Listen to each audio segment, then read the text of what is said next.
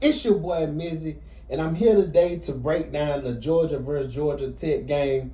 Man, it was a good one. It was a defensive battle. It wasn't a high scoring game, like I said. It wasn't Georgia running away with this game. So early in the game, I think Georgia Tech got the ball first, had a mishandle on this kickoff. And then, like I say, when Georgia got the ball, Gunner threw an interception that you really don't see him throw. But like I've been saying, I think that's the reason. And I'm not saying Gunner's not a good quarterback, because I think he's a good quarterback, especially, in college. I don't know about going to the next level. But I think that's the reason, like I say, Mike Bobo and Kirby, I think they, like I said, they like having Gunner around that 25 throws. This game, he threw the ball just 21 times. He was 11 for 21 with 70 yards. Now, I don't think the interception, because he threw an interception, I don't think that made them just stop throwing the ball. I think that they seen like, okay, our defense is controlling the game. I think they would have opened it up more if they had to. Like I say, I'm not saying they wanted to win a close game, but like I say, Nate Frazier had it going. He had 97 yards on the ground in the first half. It's crazy he only ended up with 108 yards. Like, looking at the first half, I'm like, man, this guy, he about to go for 150 at least. And like I said, he just went for 108. So whoever was taking the second half bets, y'all missed out, because I seen on Prize Pick they had second half bets at Nate Frazier like 150. And then, like I say, then he ended just with 108 yards. So that's crazy.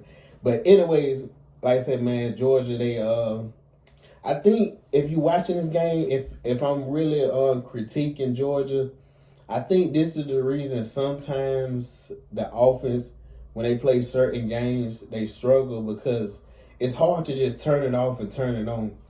It would have been good if you came in this game and were just dominant and, just a 30, 40 point, and a blowout.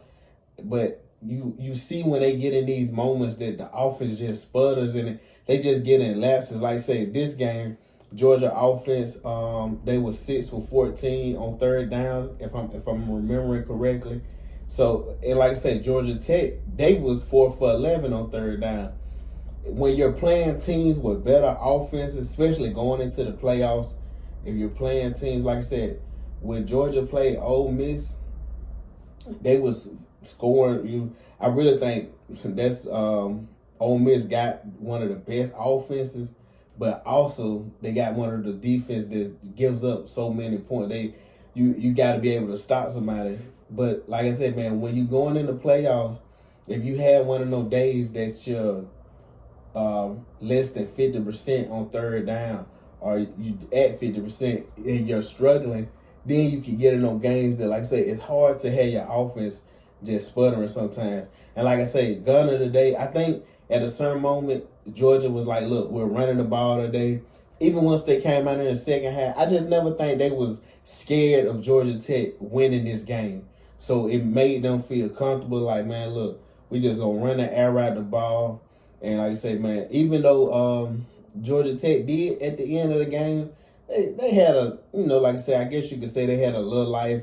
They had got down, I think, about 28 yards. The guy caught a pass on the left sideline, went out 1 second. But Haynes King, if he's been struggling to pass the ball like he was, like I said, Haynes King, he passed for 181 yards. Yeah, he passed for more than Gunner, but it was yards like dinking and dunking. And like I said, he was going to win this game. He was going to have another game like he had last year versus Georgia, throwing for 300 and rushing for over 100. And like I said, he just ain't have it going today. Like I said, he rushed the ball. I think Haynes King only rushed the ball about 10 times today. Man, I said on my prediction video, he probably should be running the ball at least 15 to plus times, because like I said, that's really your X factor. Haynes King using his legs, a tough guy, gritty. Like that's the way that Georgia Tech wins games.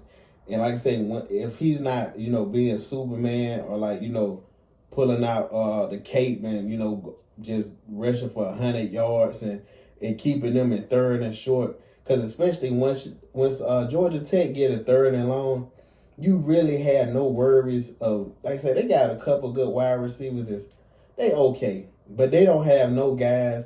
If I'm looking at that Georgia Tech roster, I don't know if it's one guy that's just an NFL superstar or like an NFL player that's a good starter. On Georgia, we know it's starters all over the board. And, you know, that's one of the key factors that's come down when you go into these big games, especially a rivalry game. You looking at, okay, who has the most talent? And easily Georgia. But like I said, I'm not trying to criticize it. Look, you got the win. And that's one of the things you always want to do. You get the win, you get out. And like I say, now you waiting to see what Alabama do tomorrow. You waiting to see what, like I say, with Texas A&M. Like I say, you're looking to see wherever the Cards may go and see like if we're gonna be in the SEC championship, is we not going to be, is we're gonna be having a home playoff game. Like I say, it's still a lot to shake out in here. And then, like I say, man, you know, Ole Miss, they won earlier. I didn't do a video on Ole Miss and Mississippi State just because I thought it was gonna be a blowout. I never thought for a second that Ole Miss was gonna lose their game. But anyways, guys, hey, like, comment, subscribe, share. I just want to jump on here quick. Great win for Georgia. Like I said, it was not a pretty win, but look, man, when you come in football, look. You take all wins, ugly, look good, like you take them all. Cause like I say, last year they won a high scoring one with Georgia Tech. It was like 44, 41, 8 overtimes. This year 16-9, I think. So like I say, man, you take them all how they come. But I catch y'all next time.